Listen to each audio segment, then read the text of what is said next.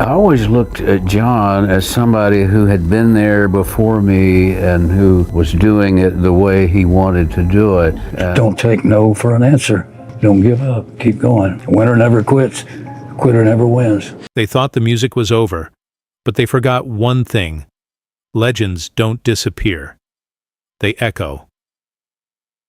Willie Nelson once said he never took no for an answer, never stopped, never quit.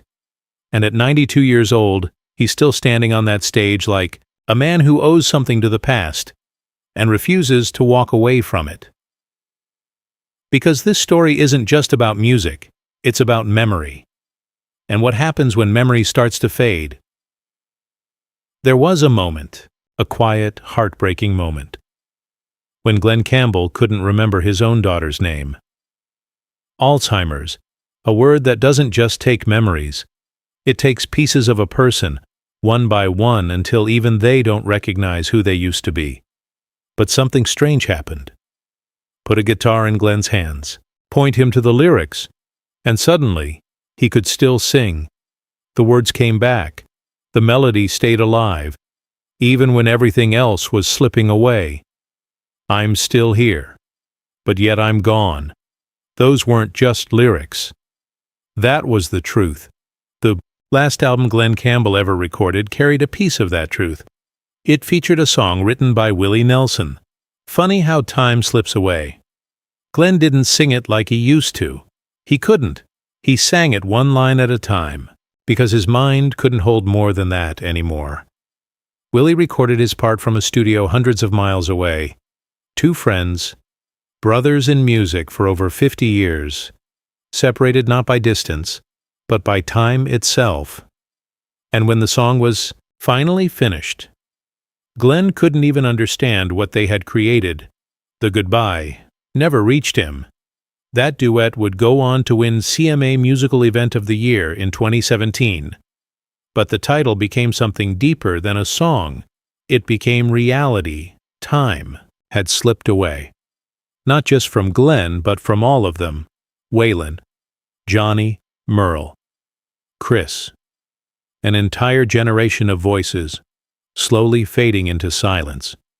Except one, Willie Nelson, still here, still playing, still carrying something no one else can.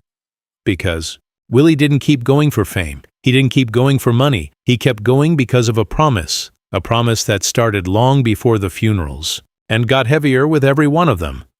They all came from the same kind of place. Not the same town, but the same struggle. Willie picked cotton in Abbott, Texas, raised by his grandparents who taught him right from wrong before he ever stepped into school. Johnny Cash grew up in Arkansas, singing gospel in a house without indoor plumbing. Glenn Campbell, one of 12 children, got his first guitar for $5. Waylon Jennings was playing on the radio before he was even a teenager. None of them were supposed to make it out. But they did, and they didn't just build careers, they built something bigger, a brotherhood. Glenn once helped Willie when nobody else would. When Nashville turned its back on him, Glenn gave him a chance, paid him more than he probably deserved, and Willie never forgot that. Because in a world that forgets quickly, loyalty is everything. They lifted each other up, shared stages, shared struggles, shared victories. They fought the industry together. They made music that didn't follow rules, because they didn't believe in rules. That's how the Highwaymen were born, not from a plan, but from respect, from shared scars, from knowing exactly what it meant to come from nothing and fight for every note. But behind the legends were moments no one saw. Late-night phone calls at 2 a.m. just to test a melody, arguments that turned into laughter, friends showing up when no one else did. When Willie was drowning in IRS debt, it wasn't the industry that saved him. It was Glenn. One show, one paycheck, enough to keep going. No headlines, no credit, just a friend, doing what needed to be done. That's who they were. Not icons, not celebrities. Brothers. And brothers don't let each other fall alone. But the world around them started to change. Country music stopped sounding like country music. The stories disappeared, the soul faded, and legends like Merle Haggard were pushed aside, ignored, erased, for decades. Not because they weren't good enough, but because they refused to change who they were. Merle said it best. They're talking about things that don't mean anything anymore. George Jones felt it too. Even he, one of the greatest voices ever, was told he only had 1 minute to perform. 1 minute. For a lifetime of music. He didn't show up because some things aren't worth compromising. Willie watched all of it. Watched his friends get pushed out, watched the music they built get rewritten, and he kept playing because truth doesn't need permission. Then came the losses. Waylon Jennings, gone in 2002. His final words weren't soft, they weren't emotional, they were a command. Don't let the boy stop playing my music. Not a request, a responsibility. Johnny Cash followed soon after. 4 months after June Carter passed, he couldn't stay in a world without her. But even at the end, he kept recording, kept singing, facing death without fear. Then Merle. Then Glenn, who forgot everything except the guitar, except the music. His final song said everything. I'm not gonna miss you, because he wouldn't remember enough to feel the loss. That's what made it cruel. Then Kris Kristofferson, gone quietly in 2024, and with him, another piece of that world disappeared. When Willie heard the news, he didn't cry. He didn't make a speech. He just said the truth. I'm the only one left. No drama, just reality. And that's when everything changed, because there comes a moment when grief stops being about what you lost and starts becoming about what you carry. For Willie, that moment didn't come all at once. It came slowly, one funeral at a time, one empty chair at a time, one phone call. That would never come again. Until finally, the silence said everything. The music couldn't stop. Not now, not ever, because each of them had left something behind. Waylon left the command, Merle left the defiance, Glenn left the proof that music lives even when memory dies. Johnny left the soul, Kris left the poetry, and all of it landed on Willie. That's why he still walks on that stage, not for applause, not for attention, but because if he stops, a whole era goes silent. Every song he sings carries their voices. Every chord carries their history. And every night is another promise kept. But here's the part most people don't realize. The story didn't end with them. It never does. Because the music is still moving forward. Waylon's son, Shooter Jennings, carries his legacy like something sacred. Willie's son, Lucas Nelson, standing on the same path as his father, even competing with him.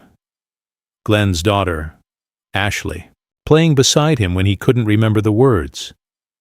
Rosanne Cash, keeping Johnny's name alive. Ben Haggard, taking his father's songs back on the road.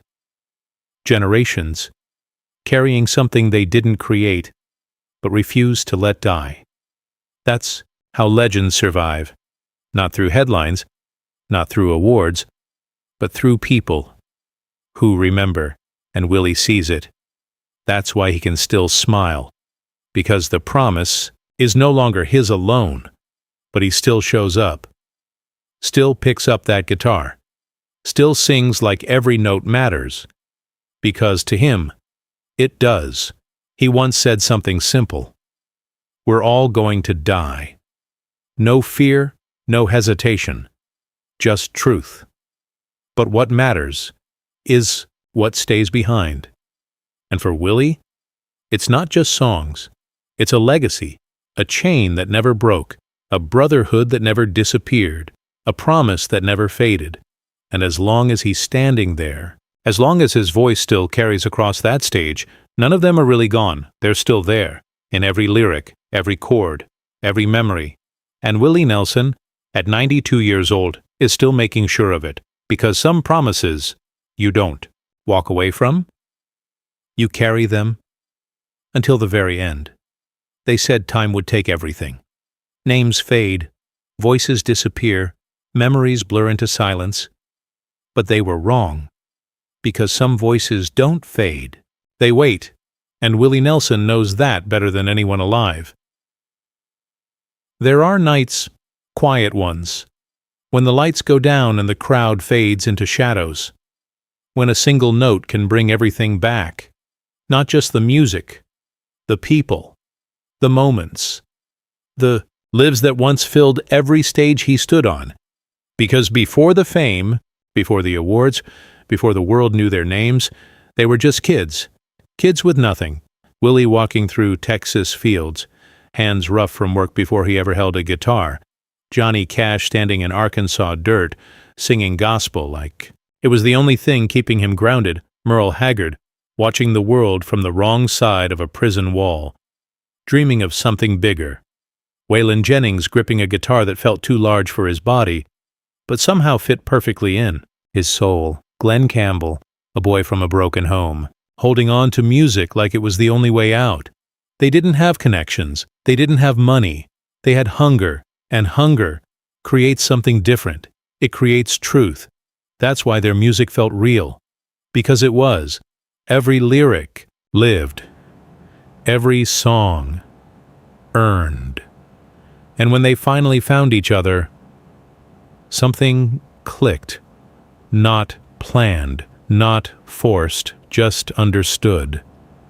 Like they had been walking different roads, heading toward the same place all along. Willie once said he didn't even remember when he first met some of them, because it felt like they had always been there. That's what real connection looks like. No beginning, no explanation, just presence. And that presence carried them through everything. Through bad deals, through rejection, through nights when the crowd didn't show up, through moments when the industry turned its back and said, "You're done." They weren't done, not even close. They built their own path. Outlaw country wasn't a style, it was a rebellion against control, against silence, against being told who to be. They grew their hair long when Nashville wanted it short. They sang about pain when Nashville wanted polish.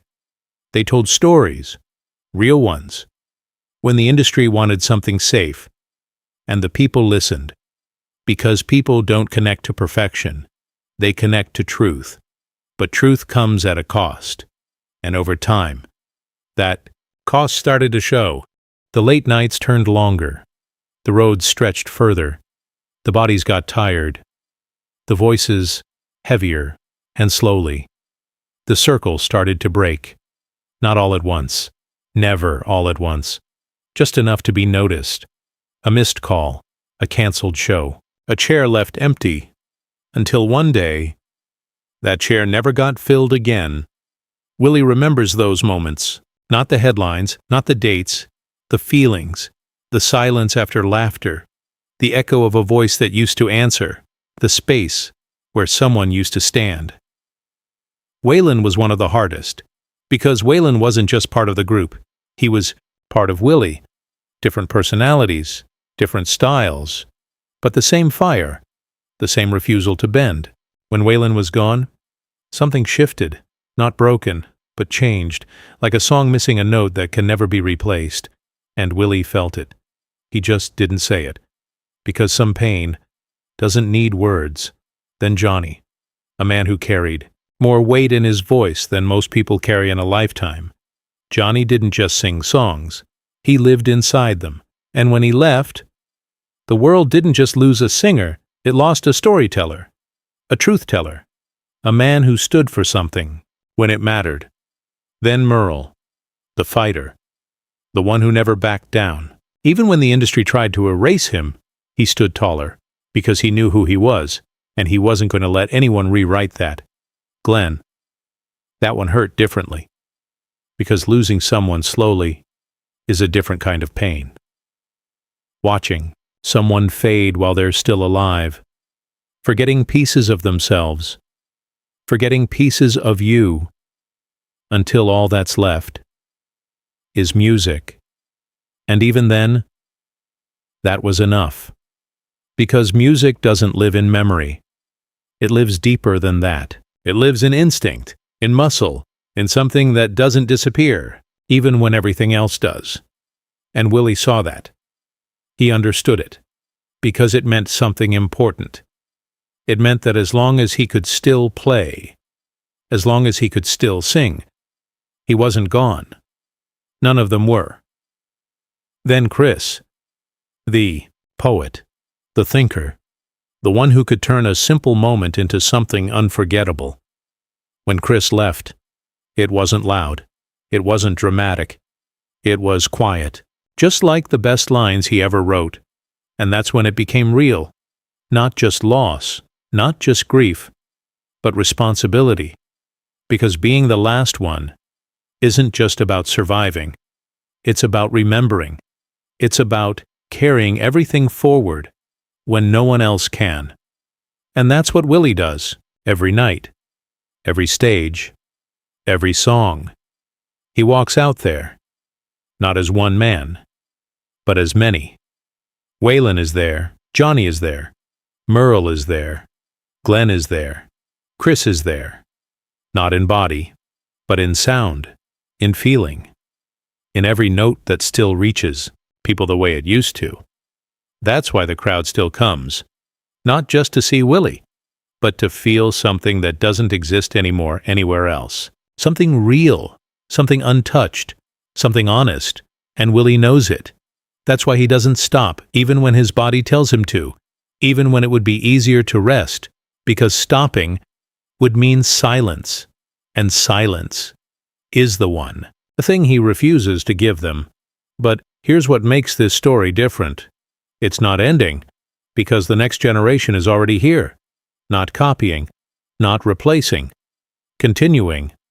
Lucas Nelson, standing on stage with the same calm presence, the same quiet fire, not trying to be his father, just being himself. And somehow, that's enough. Shooter Jennings, carrying Waylon's spirit in a way that feels familiar, but new, not living in the past, but respecting it. Ashley Campbell, turning pain into music, turning memory into something that can be heard, even when words fail, and all of them connected by something deeper than fame. Legacy, not the kind written in history books, the kind passed down through sound, through stories, through moments that don't disappear. That's what Willie sees now. That's what lets him breathe a little easier, because the promise is still alive, not just in him, but in all of them. And one day, when he's gone, that stage won't be empty, because someone will step up, pick up that guitar, and play, not the same way, but with the same truth. And that's all that ever mattered. Because in the end, it was never about being remembered. It was about making something that couldn't be forgotten. And they did, every single one of them. So when Willie walks out one more time, when he stands under those lights, and sings like he always has, he's not saying goodbye. He's reminding the world that the music is still here, that the voices still matter, that the story is still being told. And as long as there's someone listening, it always will be.